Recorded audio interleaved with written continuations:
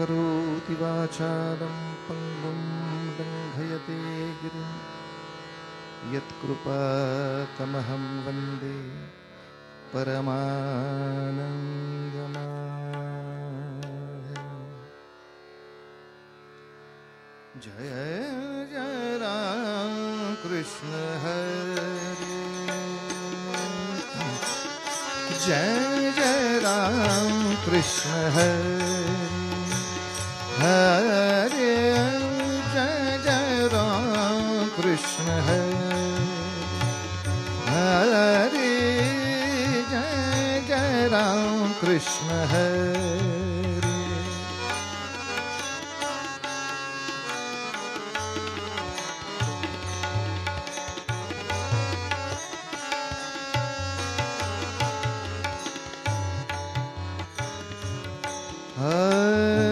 गोवर्धन धर गोपालन रत, गोवर्धन धर गोपालन रत, गोकुल संकट हारी, जय जय राम कृष्ण हरे रामा,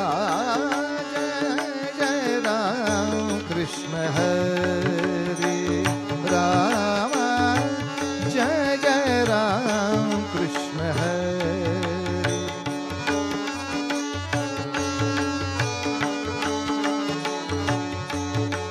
वाह देवा।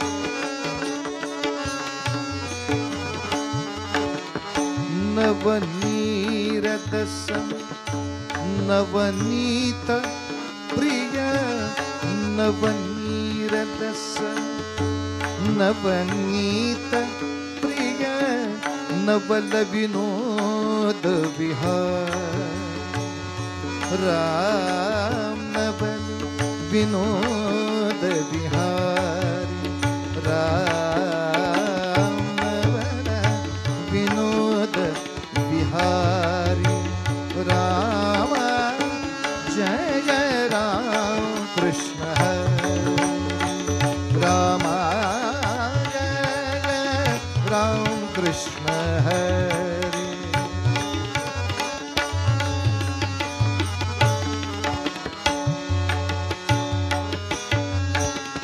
दुर्वासो दुःख विमोचक, दुर्वासो दुःख विमोचक, दुर्जन संगम हारी, देवा दुर्जन संगम हारी हारी, जय जय राम कृष्ण हरे राम, जय जय राम कृष्ण हरे।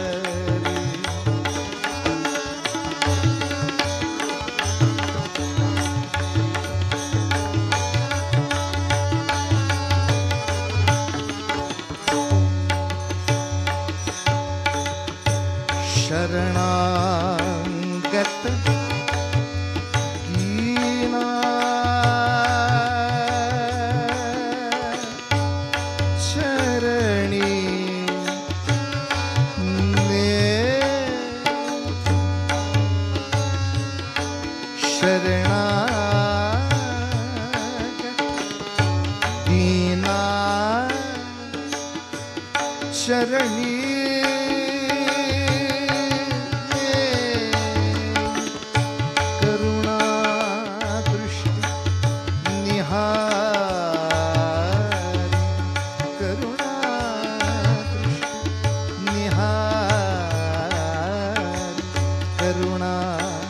दृष्टि निहारी,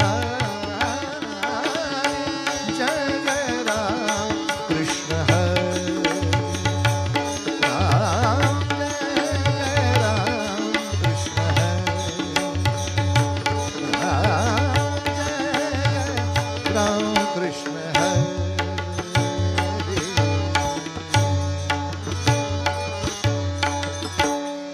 रूप पह पाहता लोचनी, रूप पाहता लोचनी, रूप पाहता लोचनी, रूप पाहता सुख झाले, झाले सुख झाले,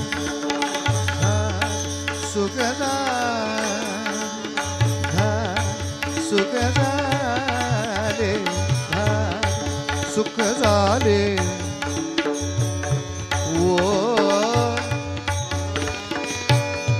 साजने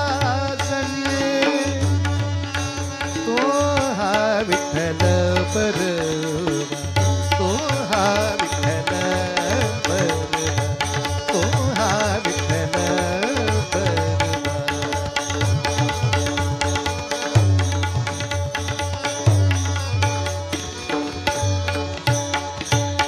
तो हा माधव बरवा, तो हा माधव बरवा, तो हा माधव बरवा, तो हा माधव बरवा, तो हा विठ्ठल बरवा, तो हा माधव बरवा, तो हा विठ्ठल बरवा, तो हा विठ्ठल बरवा.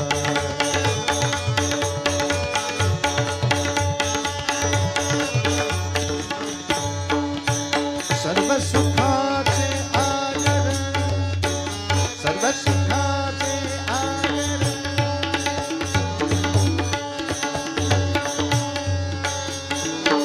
सुखा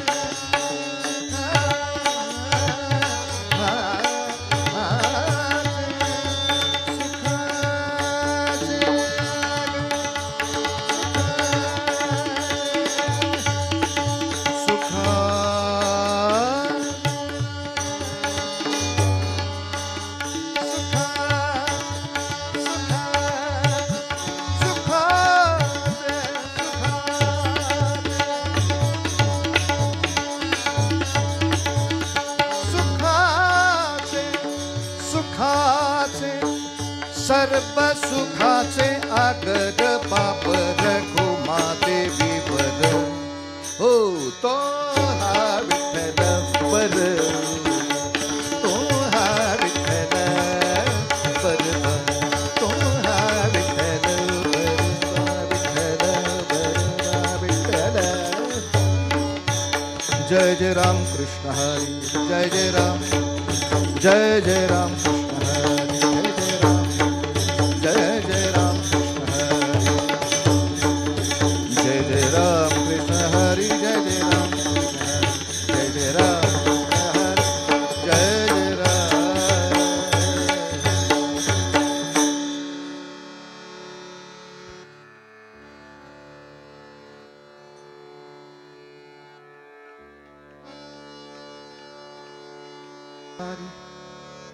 उभा क्षणभर तेणे मुक्तिचारी साधिये, तेणे मुक्तिचारी साधिये, तेणे मुक्तिचारी साधिये. हरि मुखे म्हणा, हरि मुखे म्हणा, हरि मुखे म्हणा. पुण्याची गणना कोण करी, पुण्याची गणना कोण करी, पुण्याची गणना कोण करी. असोनी संसारी जिव्हे वेगू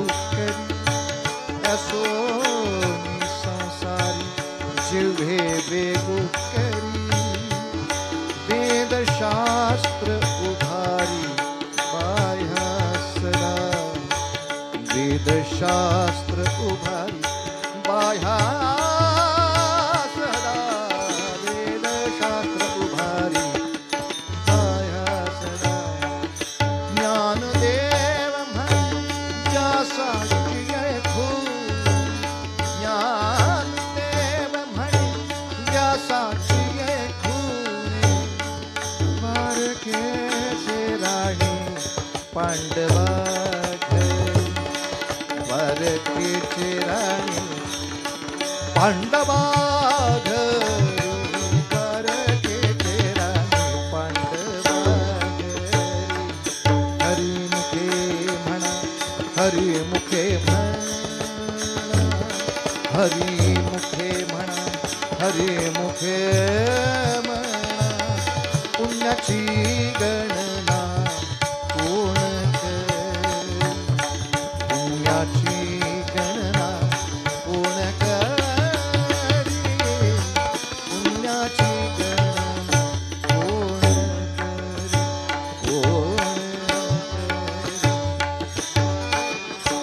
माऊली ज्ञानेश्वर महाराज की जय जगतगुरु तुकाराम महाराज की जय सब संतन की जय जय जय रघुवीर समर्थ।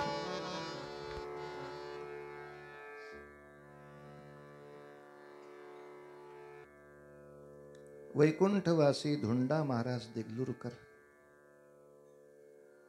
म्हणजे आज विद्यमान असलेल्या परमपूजनीय चैतन्य महाराजांचे चे आजोबा वडिलांचे वडील अशा वैकुंठवासी धोंडा महाराज देगलूरकरांचं बोट धरून या अभंगाचं थोडंसं चिंतन करणार आहे। एखाद्या वेळेला चिंतन ऐकताना वाटेल अरे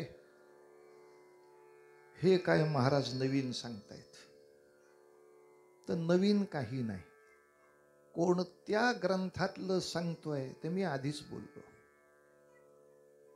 वैकुंठवासी धोंडा महाराज देगलूरकरांनी दिलेला हरिपाठ निरूपण, बस या हरिपाठ निरूपणामध्ये ज्या पद्धतीनं हा अभंग सोडवला आहे त्याच मार्गाने जाणे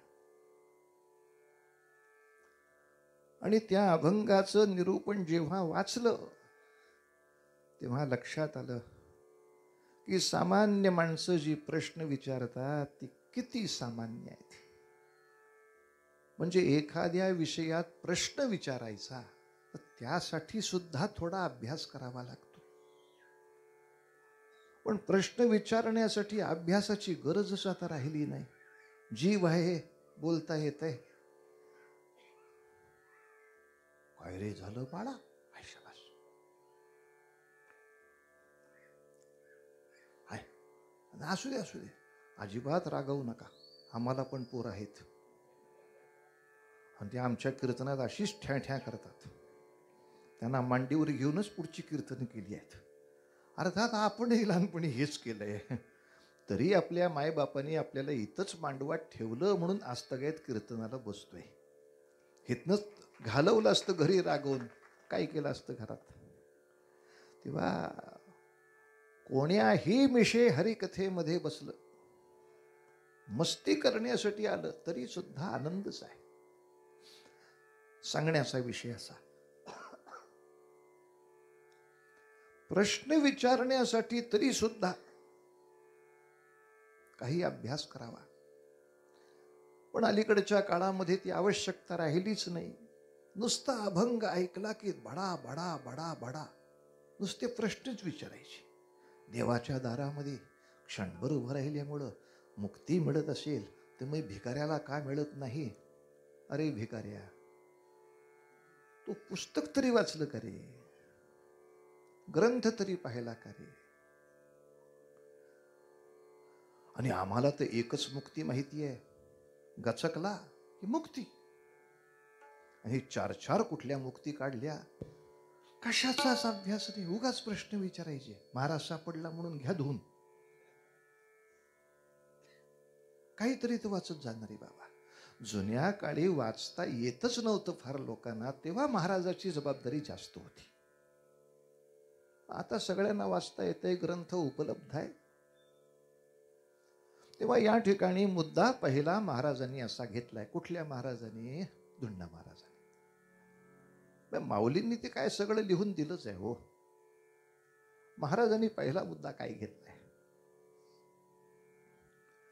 की या अभंगाची सुरुवात करताना कुठल्या देवाच्या दाराशी जायचं? देवाच्या सगुण रूपाकडं का निर्गुण रूपाकडं? निर्गुणाच्या दारी का सगुणाच्या दारी? तर देगलूरकर महाराज म्हणतात पहिलाच अभंग आहे, पहिल्याच अभंगात निर्गुणाला जात आहे काय? पहिलं सगुणाच्याच दारी. पण सगुणाच्या दारी उभा राहिलो म्हणजे मी काहीतरी कमसल आहे, मी काहीतरी दुय्यम आहे, मी काहीतरी काय हलक्या दर्जाचा असं मानायचं नाही. ज्ञानेश्वरी तर माऊलीमध्ये असे काही दाखले दिलेत, वारे वा. अहो, निर्गुण म्हणजे पातळ तूप आहे आणि सगुण म्हणजे घट्ट तूप आहे. फार काही त्रास नाही. काही पेलं तरी उपयोग एकच. पण थालपिठाबरोबर खायचं असेल तर पातळ खाल का घट्ट? असा सगुणाचा विचार त्यांनी फक्त मांडलेला आहे. तसं म्हणाल तर पातळ तूप काय आणि घट्ट तूप काय? गुणाच्या दृष्टीनं तुझ सगुण म्हणो की निर्गुण रे, तुझ सगुण म्हणो की निर्गुण रे, तुझ सगुण म्हणो की निर्गुण रे. सगुण निर्गुण एक गोविंदु रे, गोविंदु रे, एक गोविंदु रे. तुझ सगुण म्हणो की निर्गुण रे, तुझ सगुण म्हणो की निर्गुण रे, तुझ सगुण म्हणो.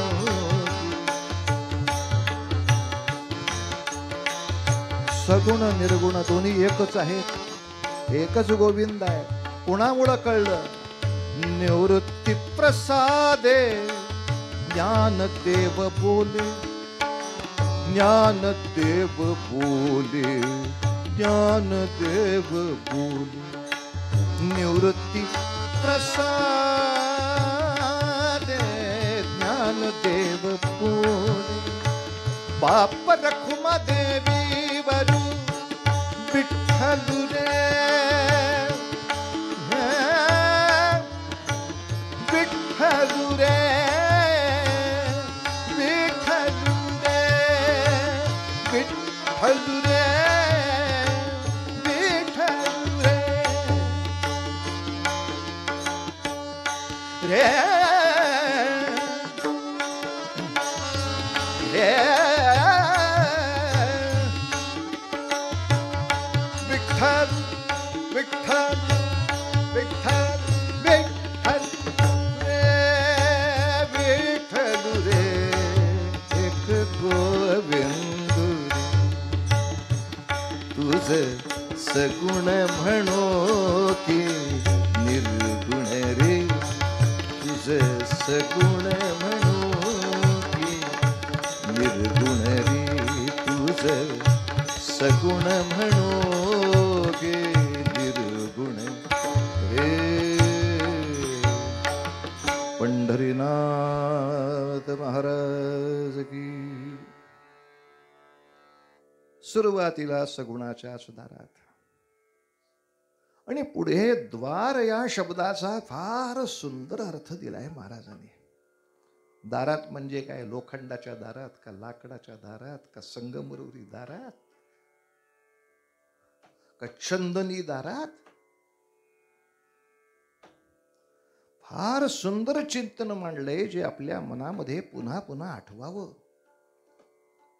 महाराज म्हणतात द्वार म्हणजे प्राप्ती साधन.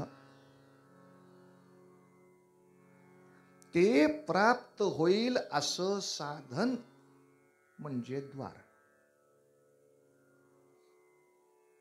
आपले महाराज मला पाहिजे आहे, तो सहज कुठं साध्य होईल? त्या लाकडाच्या चौकटीला म्हणायचं आपल्याचं द्वार. ज्याला कॉलेजमध्ये मेडिकलला जायचंय, डॉक्टर व्हायचंय, बाबा बाबा बाबा बाबा बाबा, 12वी मध्ये 98% पाहिजे, त्याच्या खालती मेडिकलला ऍडमिशनच नाही. 12वी मध्ये 98% पेक्षा जास्त झाले की मास्तर सांगतो, आता डॉक्टर होण्याकडचं तुझं दार उघडलं. प्राप्तीचं साधन उपलब्ध झालं. प्राप्ती साधन म्हणजे द्वार. म्हणून महाराज म्हणतात, देवाची ये द्वारी, म्हणजे भगवंताला प्राप्त करण्याच्या साधनेत. अनेक साधन आहेत, पैकी हरिपाठ नामस्मरण साधनेवरती अधिक भर देतो, यात वाद नाही. पण भगवंताला प्राप्त करून घेण्यासाठी जी अनेक साधनं सांगितली, त्यापैकी कोणत्या तरी एका साधनेमध्ये असणं म्हणजे द्वारात. अर्थात ज्ञानेश्वरीमध्ये आणखीन कोणी गंमत केली आहे महाराजांनी, आणि नुसतं दार नाही, उंबरठा पण दाखवलाय. हा उंबरठा कोण? सेवा हाची दारवंठा.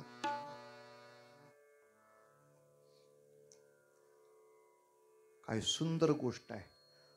सगळ्या लहान कार्ट्यांना कळतं, ते आम्हाला कळना. खरं सांगतो, आपल्याकडून जर पोराला एक साधं बॅटबॉल प्रकरण पाहिजे असेल, तर त्याला माहितीये आई बापाकडनं बॅटबॉल मिळवल्याचं साधन काय, प्राप्त काय करायचंय, बॅटबॉल. मग ह्याचं साधन काय, तर त्याला कळतं सेवा. ते सकाळपासून आईच्या मागे लागतं. आई, तुला दळणाचा डबा आणून देऊ? नाही लेका, पीठ घेतली की पाण्याला, तेल टाकून देऊ? तू नुसता गवस, बरं होईल इथं. नाही, महाराज येणार आहेत ना जेवायला, मग काकड्या कापून ठेवतो की. आई सुद्धा काय आहे, शाळेत नाही गेली तरी आयुष्य घालवलं की हो. एवढं पोरग सेवा करतंय म्हटल्यावर विचारतेच, बाकी राहू दे, काय पाहिजे बोल. हे नाटक कशासाठी चाललंय तिला कळत नाही काय. बाबा आले की लगेच बाबाची बॅग घ्यायची, ठेवून द्यायची. बाबा बुट काढा, बुट काढा, मी काढतो. तू कशाला काढतो? नाही, आता आजचे दिवस काढतो. बॅट बॉल मिळत नाही तोवर सेवा हाची. तेव्हा द्वार या शब्दाचे दोन सुंदर अर्थ मिळाले. एक प्राप्तीचं साधन असलेली कोणतीही साधना अनुष्ठानात्मक असेल, आज आपण पारायण गाथा करतोय, साधनच आहे, साधन आहे. नामस्मरण युक्त भक्ती असेल, तीर्थयात्रा असेल, तीर्थाच्या ठिकाणी जाऊन एखादं अनुष्ठान असेल, अनेक साधन आहेत. ह्यापैकी कुठल्या तरी साधनेत देवाची ये द्वारी. आता पुढचा शब्द महाराजांनी सोडवला, उभा. आता म्हणले महाराज, उभा म्हणजे काय? असा हरिपाठ निरूपणामध्ये फार सुंदर शब्द वापरलाय. जो कार्य करायला तत्पर आहे त्याला म्हणतात उभा.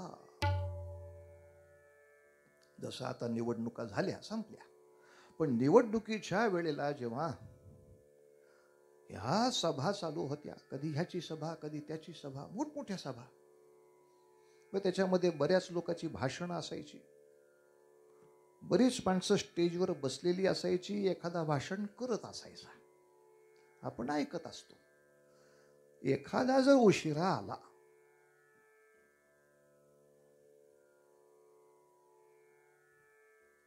तर ते त्या स्टेजकडे बघत बघत आपल्याला ढोशी मारतं.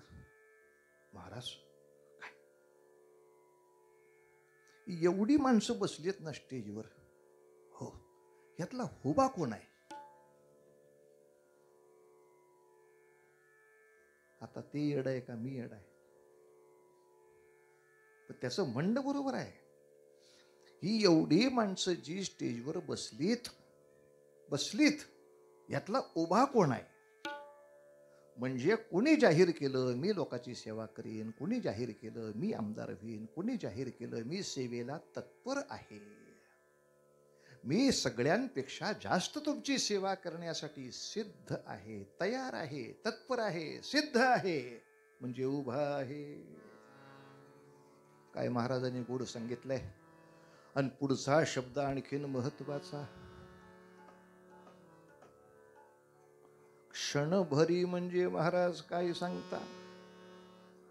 क्षणभरीचा अर्थ अनेक प्रकारांनी सांगितलेला आहे, पण तरी सुद्धा महाराज या क्षणभरीचा असा सुंदर अर्थ देतात की मानवाचे जीवन क्षणभंगूर.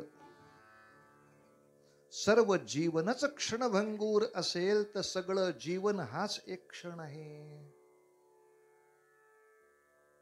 म्हणजे ओळीचा अर्थ काय झाला? त्या भगवंताला प्राप्त करून घेण्याच्या द्वारी म्हणजे साधनेमध्ये जो उभा म्हणजे तत्पर आहे, आणि क्षणभरी म्हणजे जन्मभरी, आणि तेणे मुक्तीचारी साधी. वारे वा. असा जर कोणी असेल तर त्याला त्या चारही मुक्ती प्राप्त आहेत. मौज अशी आहे महाराज, आधी बंधन काय आहे ते सांगा, मग मुक्तीचा विचार करू. कारण याची देही याची डोळा पाहू मुक्तीचा सोहळा, असा सगळा मुक्तीचा सोहळा आहे. शरीर संपलं, शरीराचे श्वास संपले, डॉक्टरनी नाडी बघितली, म्हणला हा मेला, याला नाही मुक्ती म्हणत, याला मृत्यू म्हणतात. हा फक्त मृत्यू झाला, तो मुक्त नाही झाला, तो पुढच्या जन्माला चालला, तो त्याच्या घरी नाही गेला. या एसटी स्टँड वरून उतरून तो दुसऱ्या एसटीत बसणार, त्याचा प्रवास चालूच आहे, तो मुक्त नाही झालेला.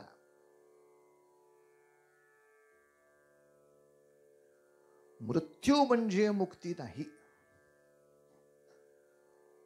तर मुळात बंधन कशाला म्हणायचं ते समजून घ्यायचं असेल तर ज्ञानाचा एका. एकनाथ महाराजांना विचारावं, का हो महाराज कशाला म्हणतात बंधन?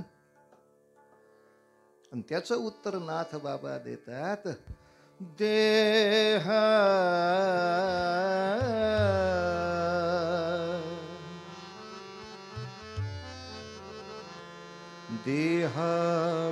देहाभिमानाचे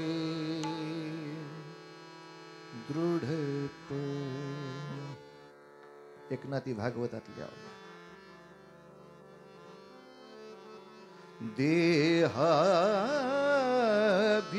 देहाभिमानाचे दृढपण, तेचे बद्धतेचे लक्षण, देहाभिमानाचे दृढपण, देहाभिमानाचे दृढपण, देहाभिमानाचे दृढपण, तेचे बद्धतेचे लक्षण, तेचे बद्धतेचे लक्षण, देहाभिमानाचे निरसन,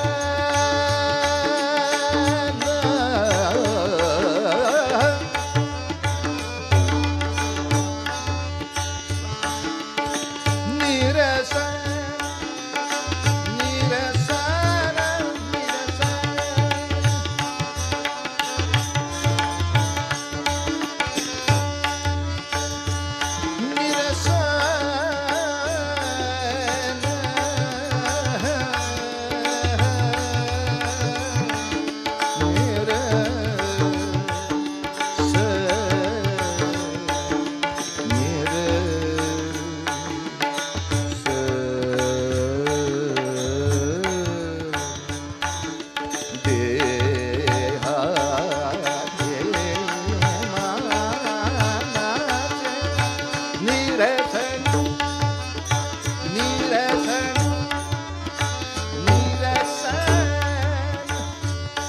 तेची जाण मुक्तता तेची जाण मुक्तता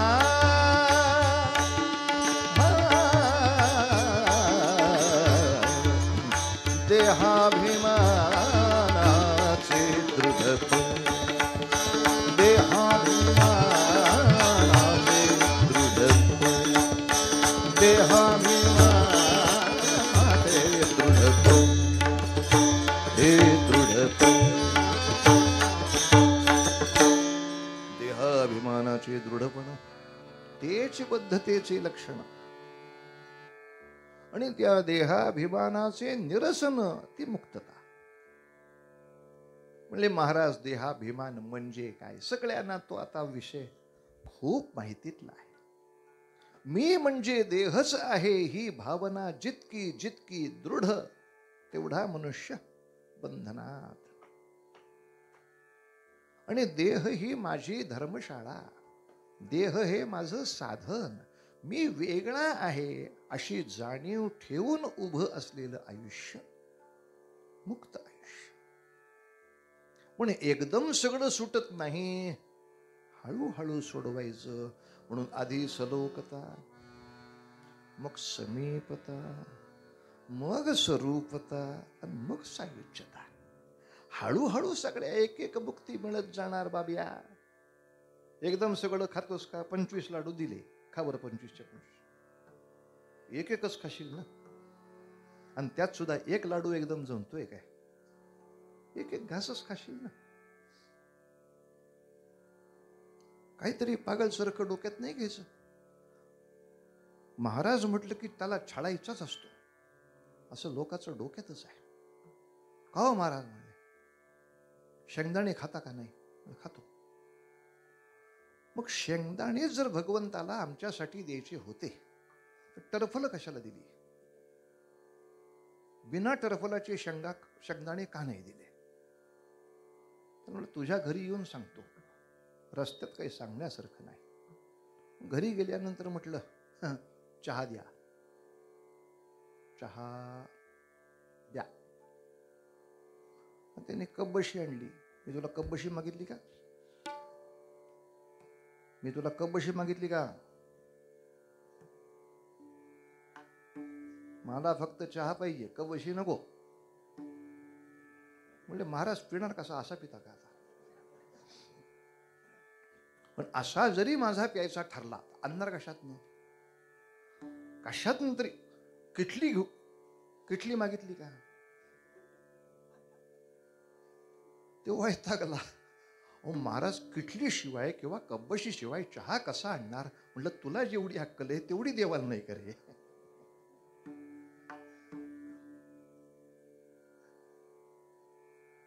त्यानं सुद्धा कब्बशीत घालूनच दिलं ना टरफलात. पण काही माणसं आमच्याकडे अशी मजेदार आहेत महाराज, दाणे तर खातातच, टरफलाची भाजी करून खातात. 101 आहे. मटार खातात, मटारच्या सालीची भाजी करून खातात. काय करावं माणसाने? केळी खातात, केळीच्या सालीची भाजी. आमचे बाबा तर असे चढायचे, ते म्हणायचे अरे गाई म्हशींसाठी काही ठेवा, सगळं तुम्हीच हाणताय, बका बका केळं तुम्हीच खा, सालं तुम्हीच खा, म्हशीनं काय करावं? त्याला काही समतोल आहे ना. असो, सांगण्याचा मुद्दा असा, सलोकता, समीपता, स्वरूपता, सायुज्यता या मार्गाने गेलं गेलं गेलं म्हणजे देहाभिमान कमी होतो. याचं प्रॅक्टिकल दाखवा. उगा थिअरी बोलून उपयोगाची नाही. एक सोपं उदाहरण सांगतो, एकदम सोपं. ज्याचा देहाभिमान दृढ आहे त्याला त्याचं खाणं पिणं वेळच्या वेळी झालं नाही की आता माझी सटकली, एवढंच एक वाक्य. सकाळी 6 वाजता चहा पाहिजे म्हणजे पाहिजे, मग 10 वाजता न्याहारी पाहिजे म्हणजे पाहिजे, 2 वाजता जेवण पाहिजे म्हणजे पाहिजे, परत संध्याकाळी 5ला चहा पाहिजे म्हणजे तो तेवढाच गरम पाहिजे. ते जर कोंबट आणला, कब्बशीच फोडतोय बघा. का देहाभिमानाचं त्यात दृढपणे माझ्या शरीराचे ह्या सगळ्या गोष्टी पुरल्या म्हणजे मी सुखी आहे, म्हणजे मी आनंदी आहे, म्हणजे मी तृप्त आहे. आणि हे जर नसेल तर मी अशांत आहे, मी अशांत आहे. देहाला मिळालं नाही तर मी अशांत आहे. कधी कधी आपल्याला अनुभव असतो बर का, मी आणि देह वेगळे असल्याचा, पण तो कधीतरीच असतो. म्हणजे महाराज कधी असतो? कधी असतो? भांडण झालं की असतो. ते कोणाचंही असो. एकाच्याच भांडणाबद्दल बोलण्यात अर्थ नाही. नवरा बायकोचा असो, पोरगा बाप असो, पोराचं आईशी असो, मुलीचं आईशी भांडण, कोणाचंही कोणाशीही, पण प्रिय माणसाशी. भांडण झालं की आपलं डोकं ठरलेलं असतं, जेवतच नाही आता, जा. आणि अशा वेळेला पोटात भूक लागते, पोट सांगते पाहिजे पाहिजे, आणि मी त्याला सांगतो गाप. त्यांनी सॉरी म्हटल्याशिवाय जेवायचं नाही. इथं मला अनुभव मिळाला की ते सांगताय ते वेगळं आहे, मी त्याचं ऐकत नाही आहे. अरे घे ना मेल्या, लाडू दिसतोय ना, बघू नको तिकडं. समोर ताट आलं तरी आपल्याच हातानं, बघू नको तिकडं. पोट सांगतंय हवंय, मी सांगतोय खायचं नाही. पण कसं आहे महाराज, हा अनुभव त्या भांडणापुरताच टिकतो. एकदा सॉरी झालं आणि एकदा पोटात लाडू गेले, लाडू खाऊन झाले की पुढचा सगळा कालखंड एवढाच हरिपाठ. हरीकडं पाठ करायची. पण मला 6 वाजता चहा पाहिजे म्हणजे पाहिजे, 12 वाजता जेवण पाहिजे म्हणजे पाहिजे, त्याच्यामध्ये इतक्या भाकऱ्या पाहिजे. आता पोरांचं त्याच्या पुढचं आहे, चायनीज, पंजाबी, पाणीपुरी. आणि ते नसलं तर अभ्यास करायला मूड लागत नाही. देहाभिमानाचे दृढपणा. मला अभ्यास जमत नाही का, खायला पाणीपुरी मिळाली नाही. मग हे सलोकतेनं नष्ट कसं होतं? सलोकता म्हणजे त्या भगवंताच्या लोकामध्येचे 2 अर्थ होतात. पुन्हा ग्रंथाप्रमाणे 2 अर्थ. एक लोक या शब्दाचा अर्थ भूमी, जमीन, इलाखा, क्षेत्र. आणि दुसरा लोक या शब्दाचा अर्थ रामदास महाराज, पकवाजवाले महाराज, हे महाराज, हे महाराज, हे महाराज, हे लोक. या सगळ्या लोकांमध्ये एकत्र बसून जर सुरुवात झाली, वा वा, पांडुरंग है जय जय पांडुरंग. काकडा सुरू झालाय पहाटे 5ला, संपला 7:30ला. मध्ये 6ची चहाची वेळ निघून सुद्धा गेली, कळली पण नाही, त्रास पण नाही झाला. कमी झालं का नाही देहाभिमानाचे दृढपणा? कशाने? काकड्याच्या ठिकाणी आलो, लोकात आलो, माणसात आलो. त्या समीपता, चला वारीला. भगवंताच्या समीप जाण्यासाठी त्या वारीमध्ये गेलं. कुठली वेळ नक्की आहे मला सांगा? दुपारच्या जेवायची आहे का रात्रीच्या जेवायची आहे? कुठली वेळ नक्की आहे? आणि काय जेवायला मिळेल काय खात्री आहे? पण त्या समीपतेची ओढ लागली, त्या जेवणाचं आता कौतुक उरलं नाही. देहाभिमानाचं दृढपण कमी झालं का नाही? सरूपता. अभंग गाताना आपण त्या अभंगाच्या शब्दातच साक्षात भगवत दर्शन, भगवत अनुभव, भगवत साक्षात्कार असे अनुभव येतात बरं. आणि अशा दिव्य अनुभवामध्ये 10-10 तास माणूस ध्यानावस्थेत, समाधी अवस्थेत असतो. देहाचं भानच नाही. किती देहाभिमानाचं दृढपण, 1 2 3 अशा टप्प्या टप्प्या टप्प्यामध्ये कमी झालं महाराज. मात्र ह्यासाठी सगळ्यात महत्वाची गोष्ट कुठली? नुसतं लोकात जाऊन बसून उपयोग आहे का झ्याम्प्या? नुसतं वारीत चपला बघायला जाऊन उपयोग आहे का झ्याम्प्या? अभंगामध्ये कोण चुकतोय तेवढंच बघायला नुसतं बसल्याचा त्याचा उपयोग आहे का? मग काय केलं म्हणजे तुला हे 4 प्रकारच्या मुक्ती साध्य होतील? ते हरी मुखे म्हणा, हरी मुखे. जीव नावाची वस्तू अशीच आहे, तिला एकदा सांगून कळत नाही,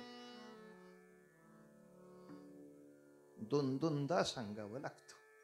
बाकी सगळ्यांना एकदा सांगितलं तर चालतं. का बरं? ती 2 कामं करते, खाण्याची चव आणि बोलण्याची बेचव. ते 2 कामं तिच्याकडे अडकल्याने कानाचं एकच काम आहे, डोळ्याचं एकच काम आहे, डोक्याचं एकच काम आहे.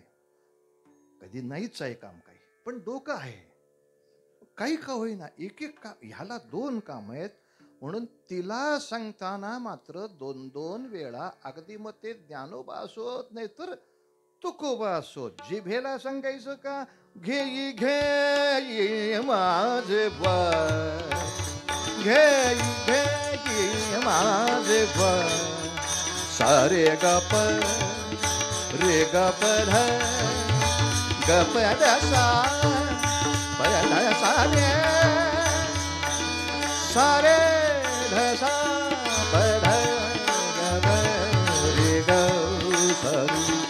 रे सरे सरे ग रे ग रे ग रे प ग प ग ग ध सा ध ध ध सा ध ध ध ध घे घे माझे पाय, घे घे माझे पाय, घे घे माझे पाय. गोड ना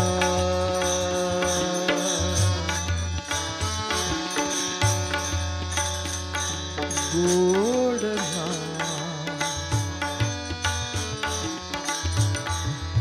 आळंदीच्या पाठशाळेमध्ये महाराजांनी हित चिमटा काढला होता मला. मी गाताना गोड असं म्हटलं. मला आता असं म्हणायसाठी काय करतात ती जात येत होतो बा. गदडीची आहे ते, काय गोड आहे का फोड आहे तुझ्या मागा आलेला? गोड असा असतोय गोड.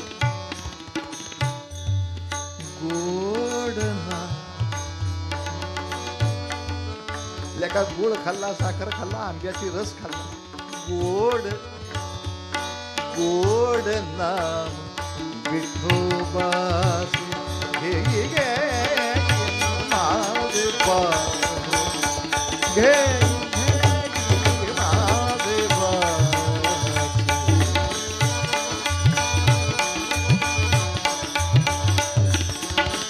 बाकीच्या नाही एकदाच.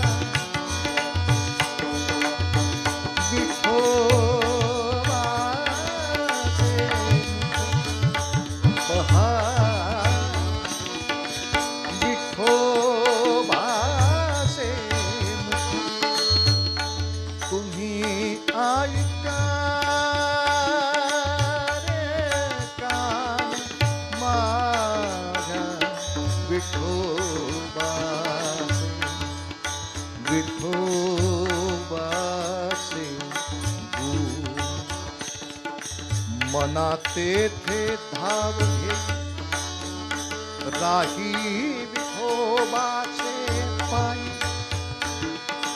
तुका म्हणे जीवा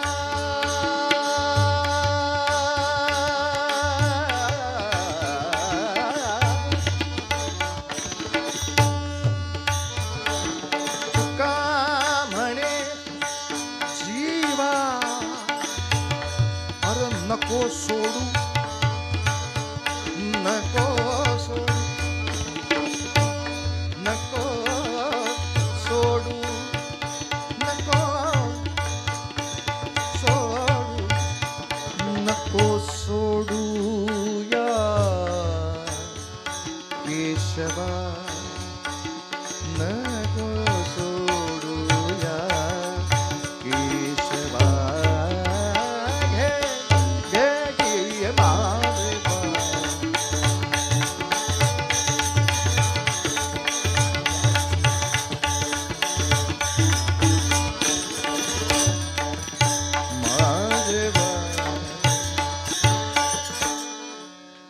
पांडुरंग हरी वासुदेव हरी.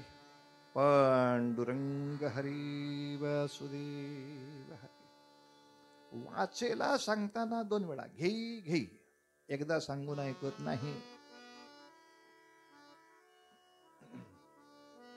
बाकी त्या ठिकाणी मनात येते धावगी राही विठोबाची पायी एक एकदा. हिला सांगताना घेई घेई. तसं हरिमुखे म्हणा हरिमुखे. साधारणतः निश्चय सांगायचा असेल तर 2दा सांगतात. आग्रह करायचा असेल तर 2दा सांगतात. एकदा सांगितला तर सांगितला, आग्रह नाही. या जेवायला, संपलं. हे बोलवणं आहे, आग्रह आलंच पाहिजे असं नाही. यायचं म्हणजे यायचं. 2दा आलं, आता जाऊ. यायचं म्हणजे यायचंच. फक्त एका ठिकाणी हा नियम नाही. कुठल्या ठिकाणी सांगा बरं. आपण स्थळ बघायला गेलो, मुलगी बघितली, आपल्याला पसंत आहे, त्यांना नाही. त्यांनी एकदा निरोप पाठवला, आम्हाला स्थळ पसंत नाही. परत फोन करतोय, असं काय करता. दुसऱ्यांदा त्यांनी फोन केला, स्थळ पसंत 2दा नाही म्हटली म्हणजे आहे. नको जाऊ वराड घेऊन बाबा, इथं तो नियम नाही आहे. 2दा नाही म्हटलं म्हणजे एक हो आहे, असं इथं नियम नाही करताय. बाकी ठिकाणी 2 वेळेला आग्रह घेई घेई. तसं हरिमुखे म्हणा हरिमुखे म्हणा. आणि गंमत आहे की पुण्याची गणना कोण करी. वारे वा. इथं पुण्याची म्हणताना त्या पू नावाच्या अक्षरावर टिंब देणं आवश्यक आहे. आणि ते जर टिंब दिलं नाही तर काय होईल. पुण्याची गणना कोण करी. पुण्याचा कोणतरी जनगणना अधिकारी तिथं आणावा लागेल. त्यासाठी पुण्याची गणना कुठं आली. अण्णा हा शब्द करताना 2 न असतात ना. पुण्य 2 नकार आहे. एक टिंब एक न. पुण्याची गणना कोण करी. बस 3ऱ्या चरणाकडे जायचं. असोनी संसारी. याचंही निरूपण करताना महाराजांनी फार गोड सांगितलं आहे की संसार हा शब्द ज्ञानेश्वर माऊलींनी पण वापरला.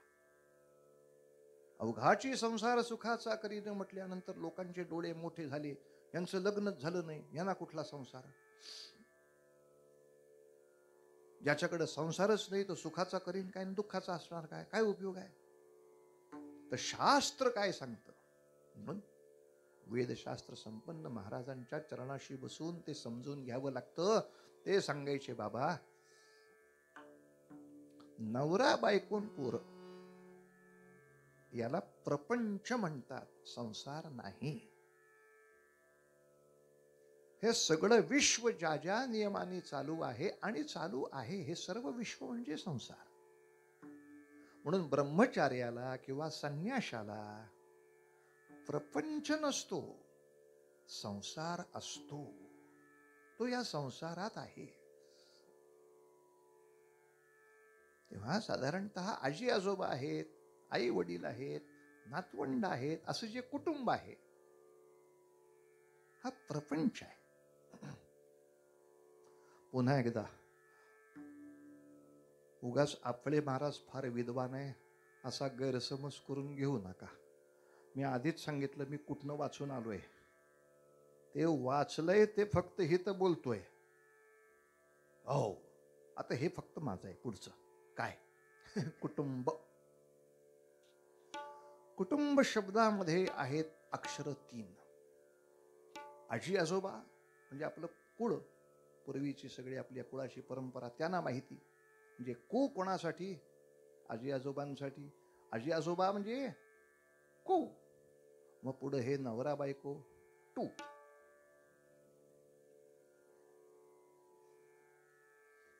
आजी आजोबा म्हणजे कु, नवरा बायको म्हणजे टू, आणि ही पुढची म्हणजे ब बाळ. असं सगळं असलं तर मग कुटुंब. आता आजी आजोबाच नाही, नुसतं टुंब.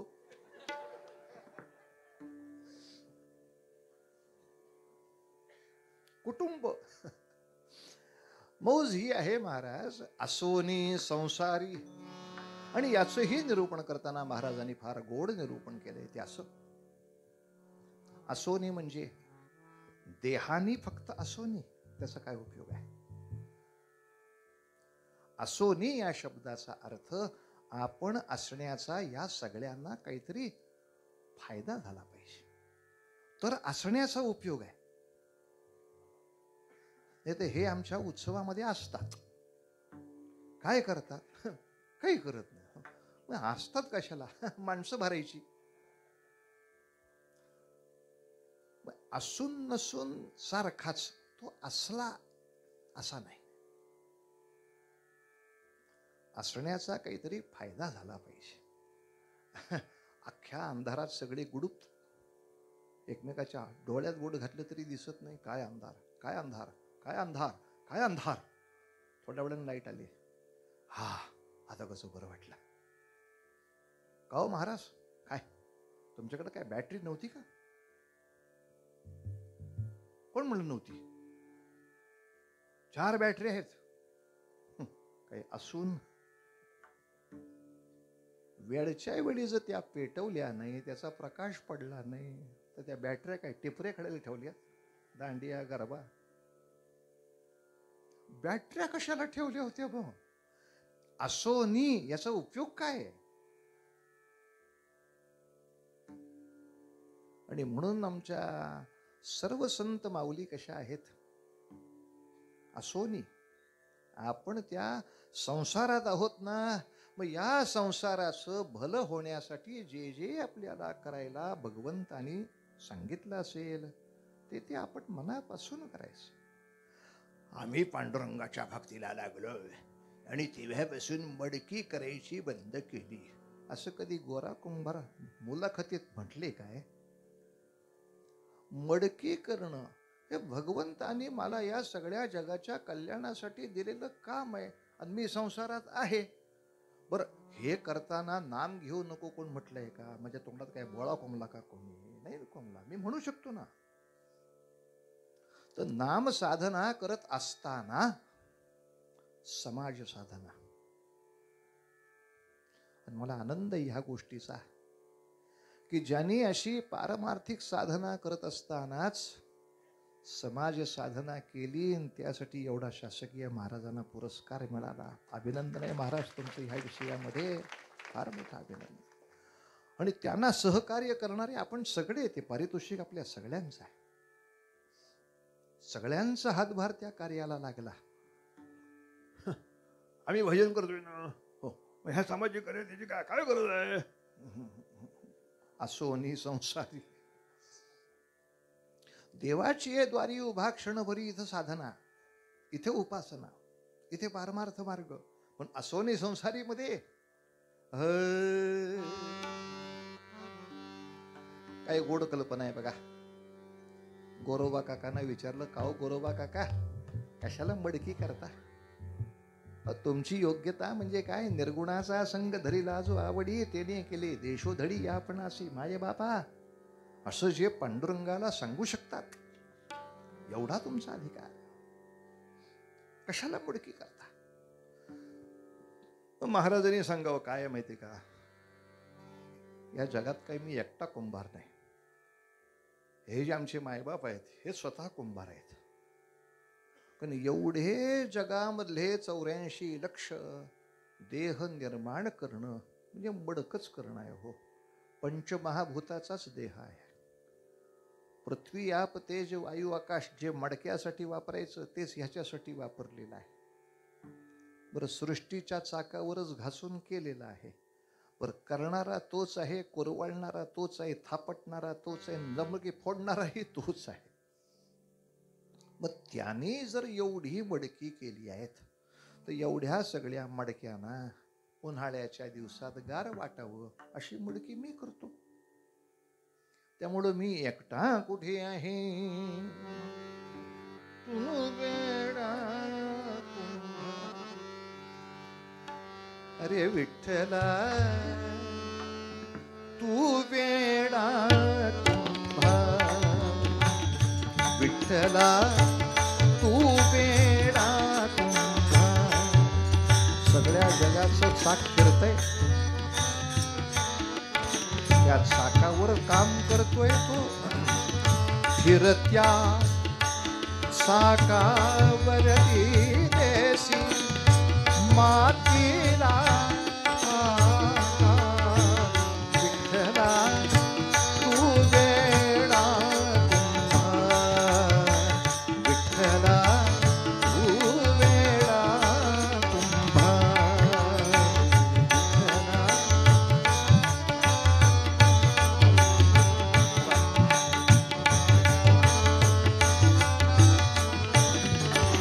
काय लागतं देहाला? माती पाणी उजेड वारा तूच मिसळसी सर्व पसारा. माती पाणी उजेड वारा तूच मिसळसी सर्व पसारा. आकाशच ये आकारा तुझ्या घटांच्या उतरंडीला नसे अंत ना पार. तू वेडा कुंभार, विठ्ठला तू वेडा कुंभार, विठ्ठला. पांडुरंगा किती माया करतो देवा देवा. तूच घडविसी तूच ओढसी पुरवाळसै तू तूच काढसी तूच घडविसी तूच ओढसी पुरवाळसी तू तूच काढसी. नकळे यात काय जोडसी तेसी डोळे परी निर्मिसी तया पुढे अंधार. तू वेडा कुंभार, विठ्ठला तू वेडा कुंभार, विठ्ठला तू वेडा. घटा घटाचे रूपागळे प्रत्येकाचे दैव वेगळे. तुझ्या विना ते कोणा नकळे. मुखी कुणाच्या पडते लोणी कुणामुखी अंगार. हे भजन अनेक ठिकाणी मी गायलेलं आहे. अनेक लोकांच्याकडून ते गायलेलं आपण ऐकलं पण आहे. या भजनामुळे मला बरीच नावं मिळाली उगाच. कुंभार बाबा आले म्हणजे ते वेडा कुंभार गाणं म्हणणारे बाबा कुंभार बाबा आले. ते मध्ये त्या टीव्हीवर नकुशी नावाची मालिका होती. साताऱ्याकडे ती प्रथा होती, तिसरी मुलगी झाली की तिचं नाव ठेवायचं नकुशी. आपल्याला नको ती. व उपेक्षित जीवन बिचारी जगायची. 3 वर्षामागच झाली मालिका ती. 1 वर्ष चालली होती साम टीव्हीला मालिका नकुशी. त्या नकुशी मालिकेत मी कीर्तनकाराचंच काम केलं टीव्हीवर. एपिसोड झाला की आपलं यायचं टिंग टिंग टिंग करायचं. बघा आजच्या एपिसोडमध्ये त्या मुलीला किती त्रास झालेला आहे, याचा त्रास देणं चांगलं आहे का वगैरे असं ठो ठो ठो झालं. झाला एपिसोड. 300 एपिसोडमध्ये काम केलं. मला वाटलं की माणसं चांगलं म्हणतील माझ्यासाठी. त्याच्यावरनं दुसरं नाव पडलं नकोशी बाबा. आमचं नाव नकोशी. नकोशीतले बाबा नकोशी बाबा. पुढं ह्यांचं एक प्रकरण घेतलं. काय घेतला वासा टाकू नको. एक श्रीर माणसं शॉर्ट फॉर्मच काढतात. टाकू नको बाबा आलं, टाकू नको बाबा, टाकू नको बाबा आलं, बाबा टाकू नको बाबा आलं. तुझं काय करावं. जाऊ दे. टीव्ही असो सिनेमा असो, त्या सगळ्या माध्यमातून कीर्तनाच्या हाताला हात देऊन लोकांपर्यंत पोचवायचा आनंद मिळाला. हाच त्यातला आनंद. सांगण्याचा मुद्दा असा, सावतोबांनी मळा करायचा कधी सोडला नाही, असोनी संसारी. नरहरी सोनारांनी सोनारकीचं दुकान थांबवलं नाही, रोहिदासांनी चपलेचं दुकान बंद केलं नाही. आता एकच शंका, नामदेव महाराजांनी मात्र आपल्या त्या शिंप्याच्या व्यवसायाला थोडंसं बाजूला करून तीर्थावडी केल्या. त्याचं काय? ते याचं उत्तर आपल्याला माहीत पाहिजे, सांगता आलं पाहिजे. ते असं आहे की जेव्हा आहे त्या कामापेक्षा मोठं काम येतं, तेव्हा मग हे नाही केलं तर दोष येत नाही. शिंप्याचं काम करायचं म्हणजे 4 कापडं शिवायची होती, जेव्हा पांडुरंगाने याच्यापेक्षा मोठं काम दिलं, देश शिवायचा, सगळे प्रांत शिवायचे, भक्तीच्या धाग्याने शिवायचे. राजस्थानात पुंडलिक वरद ऐकू आलं पाहिजे, पंजाबमध्ये पंढरीनाथ महाराज की जे ऐकू आलं पाहिजे, कर्नाटकामध्ये हरिओम विठ्ठला भजन झालं. कोणी नाहीच आज खरंच कर्नाटक आंध्रापर्यंत विठ्ठलाचं भजन आहे. पुरंदरदास कनकदास सुंदर भजन गातात, कानडा विठ्ठलू. राजस्थान गुजरात पासून पंजाबच्या टोकाला घुमानपाशी नामदेव महाराजांच्या नावाचा गुरुद्वारा आहे. आणि जिथं आजही कीर्तन चालू असताना पुंडलिक वरदा हरिविठ्ठल आलो. महाराष्ट्रात जे ऐकू यावं ते 6 तास विमानाने प्रवास केल्यानंतर ऐकू यावं अशा ठिकाणी पायी जायची. 40-40 वर्ष तीर्थयात्रा केल्या, तीर्थावडी केल्या. तेव्हा लक्षात घ्यायचं आहे त्याच्यापेक्षा मोठं काम मिळालं तर मग हा प्रपंच नाही केला तर कुणी फारसा दोष देत नाही. करायचाच नव्हता त्याला सुटका नाही, त्याला क्षमा नाही. तेव्हा असोने संसारी जीव हे वेगुकरी, किंवा असा असोने संसारी, आपल्या संसारातली सगळी कामं छान करायची, तोंडाने काय करायचं, हरिमुखे म्हण रामकृष्ण हरी राम. बरं सगळं नुसतं रामकृष्ण हरी म्हणून कंटाळा येत असा, अभंग म्हण, सुंदर ते ध्यान उभे विटी बरी घर स्वतःला पावडर लावताना म्हणलं तरी चालेल, आरशामध्ये दिसतंय ना, सुंदर ते ध्यान उभे आरशा पुढे पावडर घेऊन तुळशी हार गळा. बरं दिसतंय का माझं हे? कसे पितांबर, खूपच छान, आवडे निरंतर. अभंग येऊ दे ना तोंडात. नाही तर हे सगळं करताना असं आहे का तुझ्याकडं? अरे का आता नवऱ्याने घेतलंय. अगं बाई, काय नवरा तुझा हौशी, एवढा पगार मिळतो नवऱ्याला, काय त्याने नोकरी बदलली का काय? नोकरी नाही, नवराच बदललाय. जास्त पगाराचा नवरा घेतला, काय करा म्हणजे? आहे का तुझ्याकडं असं? कशाला? दुसऱ्याला खिजवण्यासाठी कोणी सांगितला धंदा?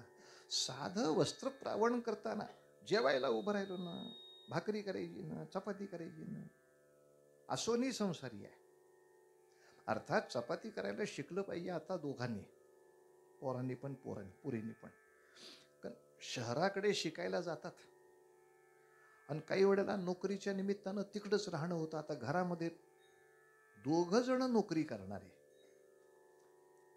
तर नोकरीचं दोघांना आली पाहिजे, मग बाकी सगळं दोघांना चालू पाहिजे. पूर्वी हिनं स्वयंपाक का करायचा, आता हिला नोकरी नाही करायची आहे, हिला शेती करायची नाही, ह्यानी करायची. आता नोकरीचं दोघांनी करायची, तर घरातली भांडी कोणी घासायची? दोघांनी घासायची. डोकं कोणी खायचं? दोघांनी एकमेकाचं खायचं. दोघांचं घर आहे ना, मग चपात्या दोघांनी लाटायच्या. मग चपात्या लाटायला घेतलं की आपलं सुरू, अस्य श्री राम रक्षा स्तोत्र मंत्रस्य बुध कौशिक ऋषी श्री सीता रामचंद्र देवता अनुष्ठुप टाकलं बघा तव्यावर. छंद हा सीता शक्ती ही पोळी फुगली, श्रीपत हनुमान कीलकम उतरवा, रामचंद्र प्रीत्यर्थी जपे विनियोग हा. आता ध्यानम, दुसरी चपाती ध्यायेदाचान. किती वेळ लागतो? आमच्याकडे वैतागच जास्त. पुण्याला मे महिन्याची सुट्टी लागली की सगळ्या आया बाया घरी येतात. आपले महाराज बोला, आमच्या पोराला ती रामरक्षा शिकवायची आहे. कुठं पाठवू, कशाला पाठवू? तू म्हण ना स्वयंपाक करताना, तू इकडं चपात्या करत असताना त्याला काकडी चिरायला बसव शेजारी, गाजरं काकडी चिर, आणि तुझं ऐकू दे त्याला. ऐकून ऐकून होतं पाठ. काय झालं? मलाच येत नाही. म्हणजे पोराला नको पाठवू, तूच जा कुठंतरी आता पहिल्यांदा. पोराला काय पाठवते, ह्याला कुठं पाठवू, त्याला कुठं पाठवू, तू म्हण ना.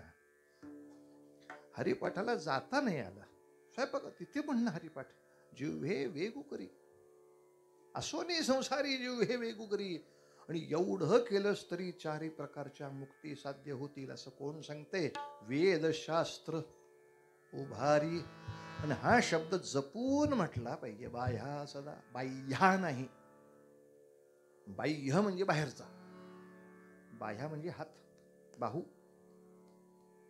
वेद आणि शास्त्र आपले हात उभारून सांगतात, अरे ये गदाड्या एवढंच कर रे, एवढंच कर रे.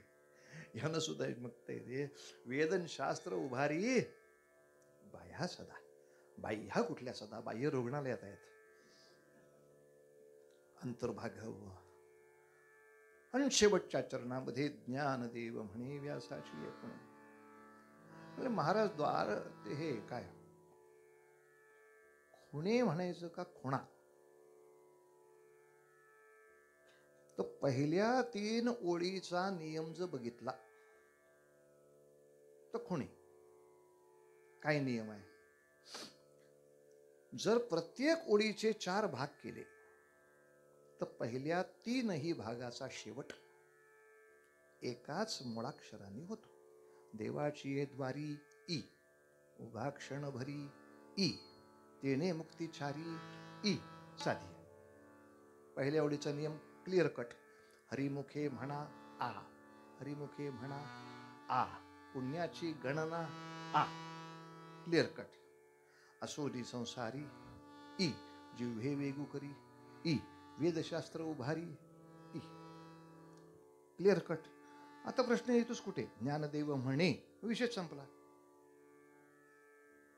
आता इथं ए आल्यावर पुढं आ येईल कसा? पहिल्या 3 ओळीला नियम कसा खेळला होता? इथं ई आला तर सगळीकडे ईच आला पाहिजे. तसं मग खुणे, द्वारकेची राणी. हे बदलायची काय इच्छा झाली? लोकांना राणे असं आडनाव आल्यामुळं. बरं, त्याचं राणा केलं तरी प्रॉब्लेमच आला. पॉलिटिक्समध्ये राणा ह्याही आडनावाने धमाकूळ घातलेला आहे. नवनीत राणापासून सगळेच लोकांना माहिती आहे. तर आता राणे म्हणून उपयोग नाही, राणा म्हणून उपयोग नाही. आता काय करावं? आता तो विषय डोक्यातच नको ना. आता लोकांना असंही वाटलं की राणे म्हणजे अनेक वचन होते का काय? आपल्याला एकच कृष्ण सांगायचं आहे, तर मग द्वारकेचा राणा म्हटलं म्हणजे एकच होईल. तर इथं अनेक वचन होत नाही. द्वारकेचे राणे म्हटलं तरी ते आदरार्थी अनेक वचन. की जसं मोठ्या माणसाला बोलवताना आपण या असं आपण म्हणतो. आपण हे दोन्ही पद्धतीचं आहे. आपण म्हणजे खूप लोक आणि आपण म्हणजे मोठा माणूस. आपल्या पातळीचा असेल त्याला आपण म्हणतो तू ये. मोठ्या माणसाला बोलवताना एकट्यालाच बोलवायचं आहे, पण सांगायचं आपण. तसं हे अनेक वचन जरी दिसलं तरी सुद्धा आदरार्थी अनेक वचन आहे. तेव्हा एक शंका निरसन करतो आणि पूर्वरंगाला थांबतो. पुन्हा एकदा अभंगाचं गायन करताना मग आपण कीर्तनाच्या गादीचं जे पूजन करायचं आहे त्या पद्धतीनं हार बुक्का भजन हा विषय करूया. पण एक शंका निरसन अशी करतो, ही जी सगळी चित्र लावली आहेत याचा हरिपाठाशी संबंध काय? असा जर प्रश्न विचारला तर आपल्याला सांगता आलं पाहिजे. हिथं म्हणजे भिंतीचा रंग गेला होता म्हणून हे बरं दिसावं म्हणून ठेवलं हिथं, असं ह्याचं उत्तर नाही आहे. असं ह्याचं उत्तर नाही आहे. तर ही सगळी माणसं जी आहेत ही असोनी संसारी. आणि दुसरं, देवाला प्रसन्न करून घ्यायच्या साधनेमध्ये जन्मभर आहेत, तत्पर आहेत, उभी आहेत. भगवंताला साध्य करून घ्यायचं असेल तर जसं नामभजन आहे, जशी भक्ती आहे, तसं अर्जुन जर त्याचा सखा असेल तर त्यांनी रथावरती युद्ध करायला उभं राहणं हे भगवंताला प्रसन्न करून घेणंच आहे. उद्या अर्जुन जर असं म्हटला की मी हित रथावर बसून भजन करतो पण युद्ध करणार नाही, तर फक्त अर्जुनाने भजन केलं म्हणून कृष्ण प्रसन्न होईल काय? तो एखाद्या वेळेला आश्रमातल्या एखाद्या साधू पुरुषाला होईल, नुसतं भजन केलं तरी होईल. तुझा कर्तव्य धर्म काय? तू असोनी संसारी काय आहेस? तू राजा आहेस. तेव्हा राजधर्म ज्यांनी सांभाळला, छत्रपती शिवराय असतील, धर्मवीर संभाजी महाराज असतील, बाजीराव, जे जे अर्जुनाच्या भूमिकेत उभे आहेत, जे जे अर्जुनाच्या रथावर उभे आहेत, त्या सगळ्यांची आध्यात्मिक साधना फार मोठी होती. लक्षात घ्या बरं. गैरसमज नको की यांनी फक्त तलवारी चालवल्या. यांची सगळ्यांची पारमार्थिक साधना, आध्यात्मिक साधना, धर्मनिष्ठा, काय कडवट धर्मनिष्ठा. म्हणजे प्रल्हादा इतकी कडवट धर्मनिष्ठा या सगळ्या वीरांची. म्हणून जसा कृष्णाचा सखा अर्जुन, तसे कृष्णाचे हे आधुनिक काळातले सगळे अर्जुनच आहेत असं सांगावं ह्या सगळ्यांच्या माहितीबद्दल. आणि ह्यातल्याच एखाद्या अर्जुनाची कथा, कारण पांडवाच्या घरी भगवंत आल्याचा दृष्टांत सांगितला पाहिजे ना महाराज. त्या दृष्टांताच्या दिशेनं वाटचाल करण्यासाठी असा त्या पांडवांच्या माग कसा तो कृष्ण उभा राहिला, पांडवांनी काय निष्ठा व्यक्त केल्या, तशा या वीरांपैकी एखाद्या कुठल्या वीराने कशी निष्ठा व्यक्त केली, काय केली. पूर्वरंगात सगळ्या ओळीचा अर्थ समजावून घेतला, त्याला म्हणायचं निरूपण. आणि मग आता एखादी गोष्ट सांगायची, त्याला म्हणायचं दृष्टांत. दृष्टांताशिवाय सिद्धांताला पुष्टी नाही.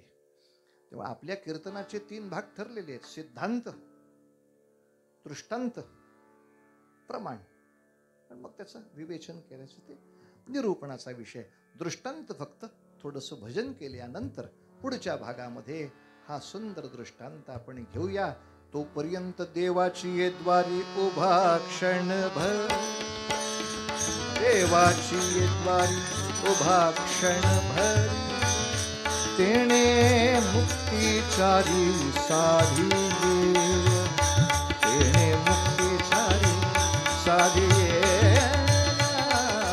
या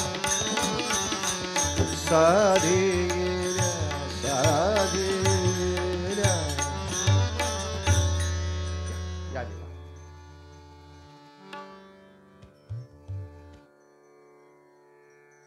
पाणी दे ना, ग्लासात ओतून दे.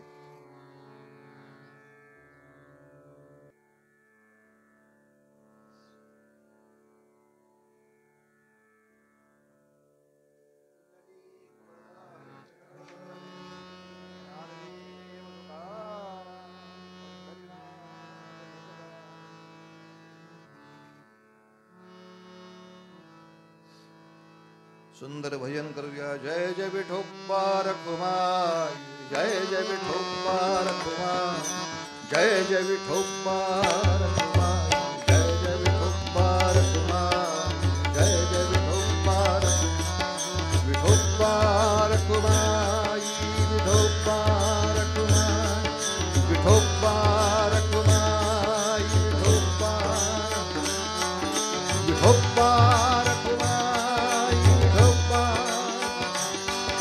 विठोबा